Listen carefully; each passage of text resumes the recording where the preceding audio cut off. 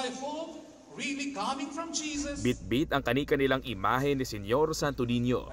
Taimtim na nagdasal ang mga debotong ito sa Pilgrim Mass sa St. John the Baptist Cathedral kaninang umaga. Maging ang Pastrana Park, napuno ng mga deboto. May ibang galing pa sa iba't ibang bahagi ng Western Visayas. Binigyang diin sa misa ang kahalagahan ng pananampalataya sa Batang si Kristo na simbolo ng katatagan at pagmamahal. Si Ninfa, naging panatan na raw na dumalo sa misa.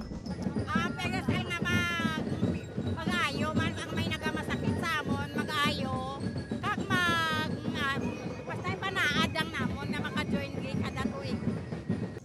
Si Tatay Arsenio naman, binihisan pa ala Santo Niño ang kanyang apo. Mula nung mga ayong sa anak ko hanggang ngayon na. 28 years old na yung anak ko, hanggang 5 years old na yung apo ko. Dito pa rin kami, hindi tumitigil. Matapos ang misa, nagsadsad na ang mga deboto kasama ang mga grupo nakalahok sa sadsad at ati-atihan contest. Si Nelly, paraan raw ang pagsadsad para magpasalamat sa mga biyayang natanggap. Sana lahat ng mga manonood at nag-ano ng silver ng Santo Niño ay bigyan ng lakas para makaati-atihan sa sunod. Mabuhay!